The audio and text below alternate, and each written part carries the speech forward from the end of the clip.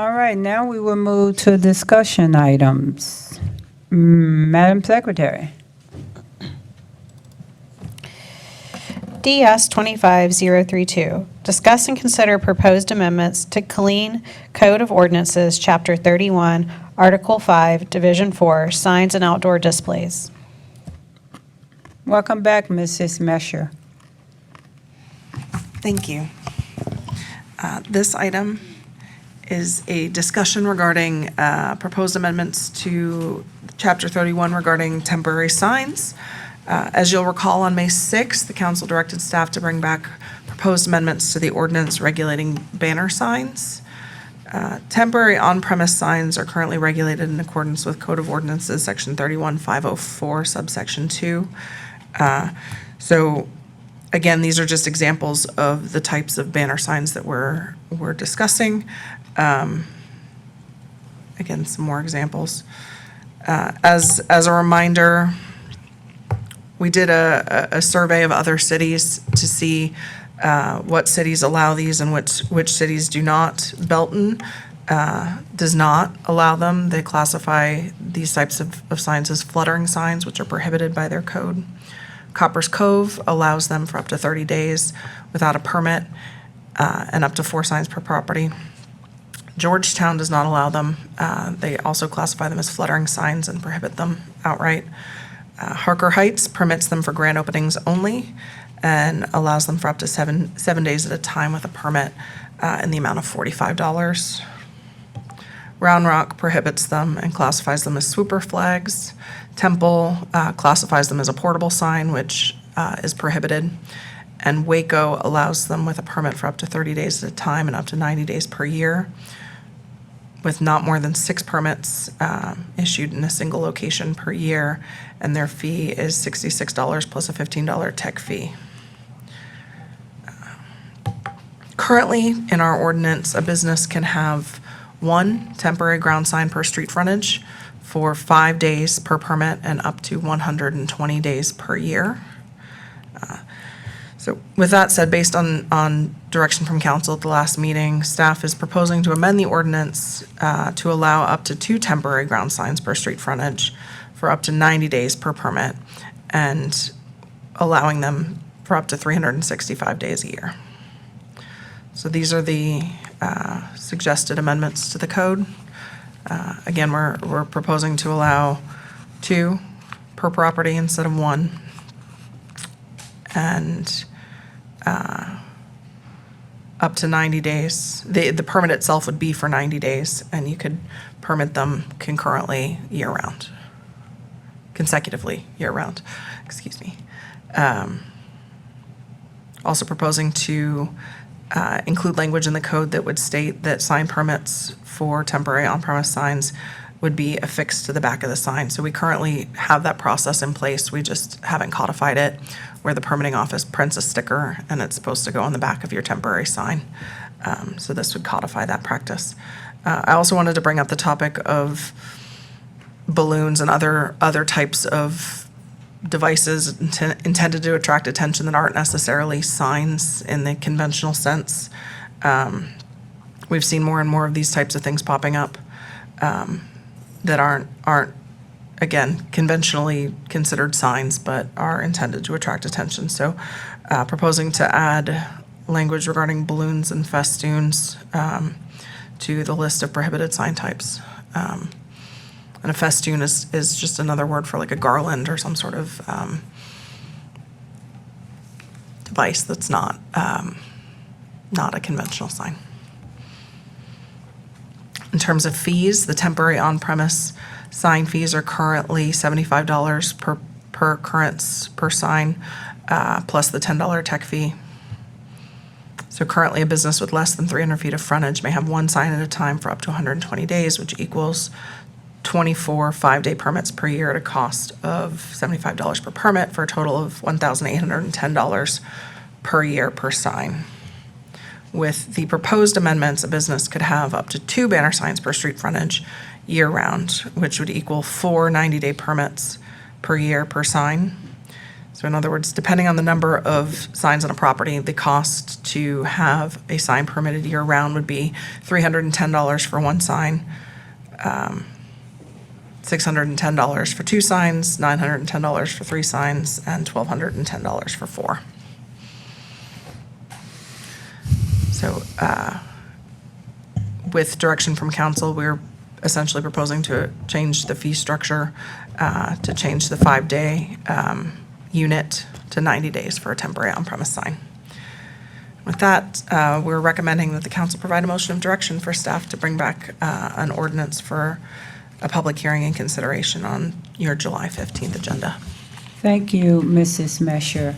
But my only concern is this, I see the fees, but there's nowhere on there about the upkeep of a sign. The ones, sometimes they can be like ripped or anything, you know. Dilapidated signs are currently regulated in a different section of the code, so that language is Okay. already in the code. All right, so basically, you're saying, could you say it all just plain?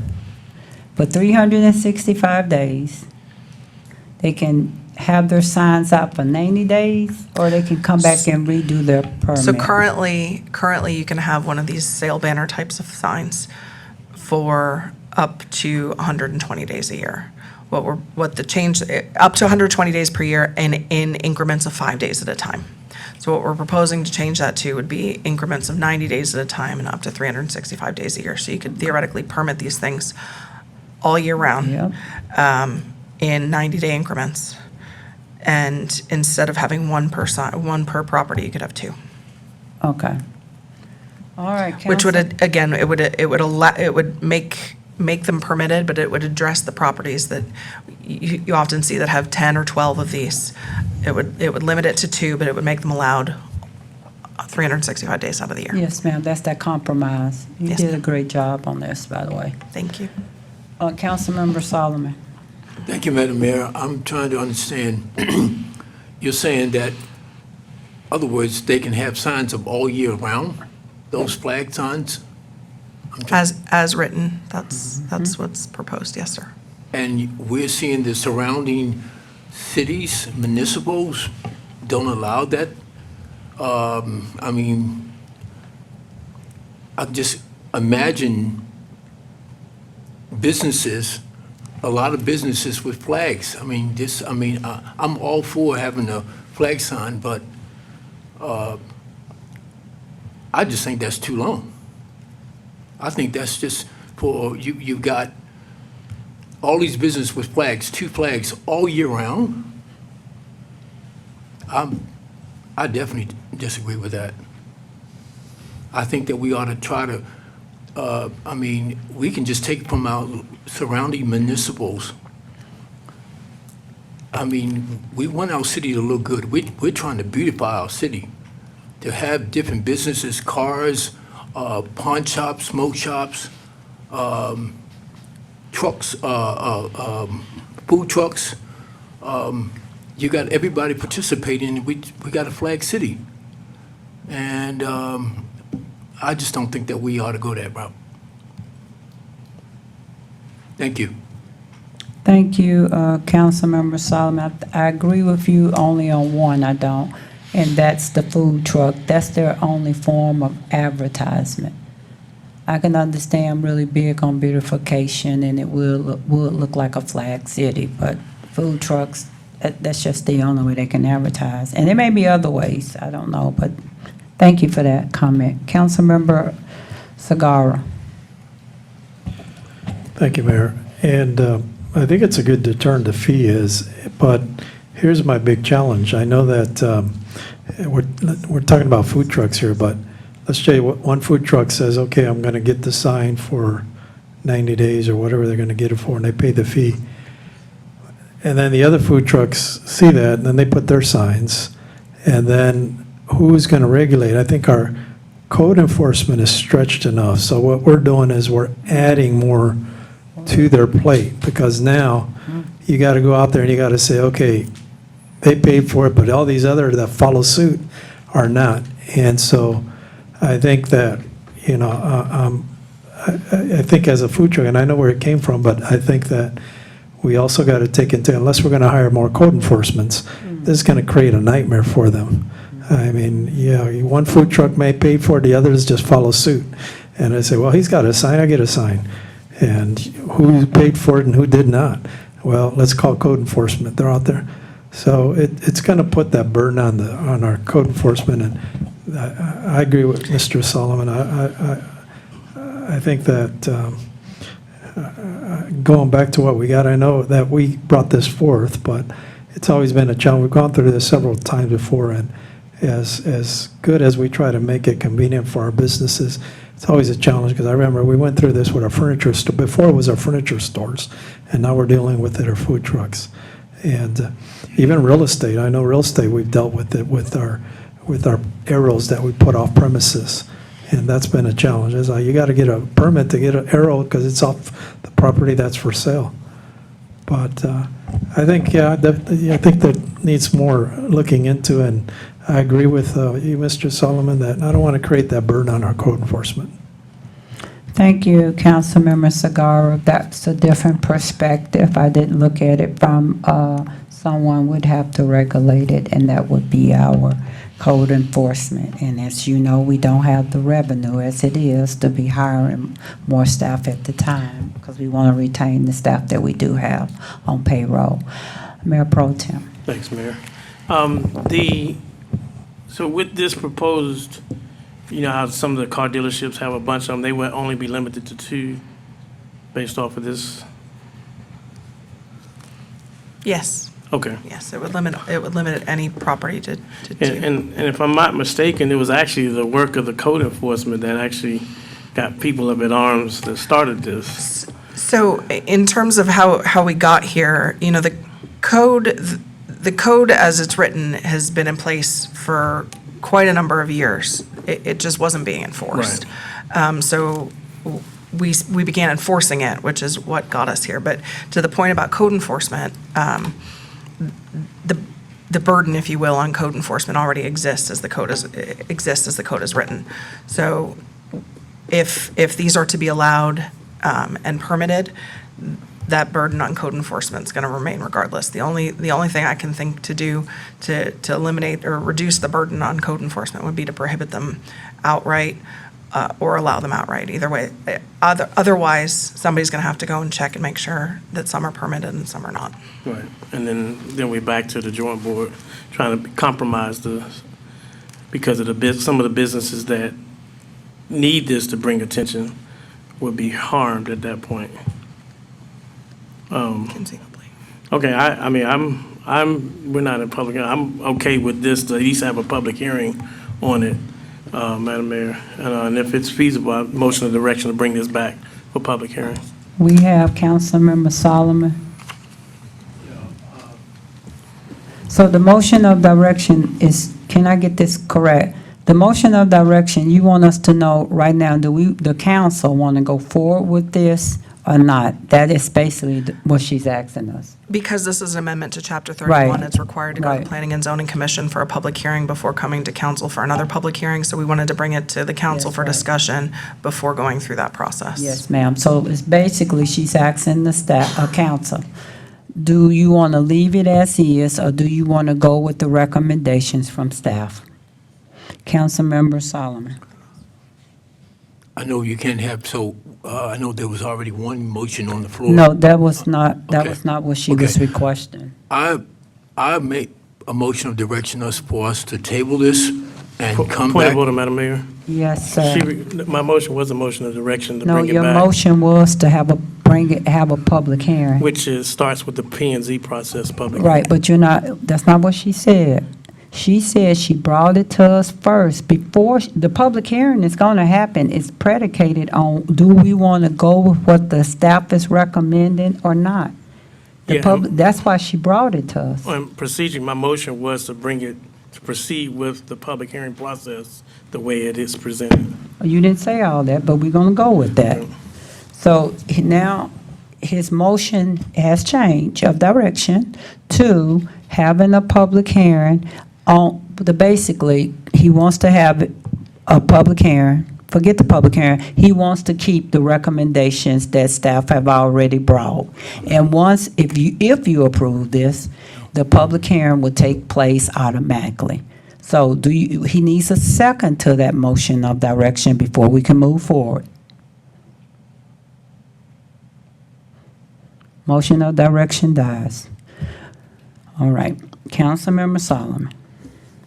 Madam Mayor, I make a motion of direction that we would table this, come back with a better plan than this. We don't need all year round. We need to maybe just, what we already got, we may need to maybe add to it, give it some leniency, but not drastically. Not like that. And I understand about the food trucks, but they have food trucks all over Austin, everywhere, and they make good.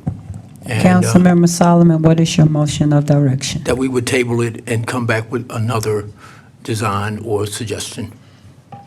Okay. So his motion of direction is to table it and come back with a better solution than what we have. Yes. Is there a second to the motion of direction? Is there a second to the motion of, oh, I'm sorry, Councilwoman Cobb? Nina. Is that a second to it? It's only a second before you can go to, if not, I can move to the next person, which is Councilmember Sagara. You cannot discuss it yet. Councilmember Sagara. Okay, is there a okay, the motion dies. Now, Councilmember Sagara. Your motion died. Direction died.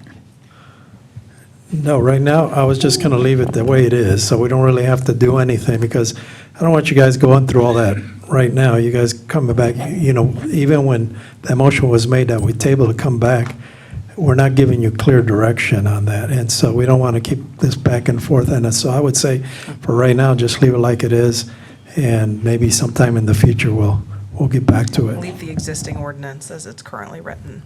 Oh, the city, Karen, not the changes now. You want to leave the city ordinance like the original city ordinance? Yeah, the way it is. Okay, That's with no changes? no changes. Okay. And you brought something forth. It made us think, and, all the different things. But I think the biggest thing is, no matter what, it puts that burden on our staff. It's already putting a burden on your staff and everything, and it's like, why extend that and put it in code enforcement? So I think let's tackle other issues right now and leave that as it is. All right, thank you. So the motion of direction is to not use anything, leave it like the original ordinance is. Councilmember Cobb? I second that. Okay, all in favor, yes, all opposed, no.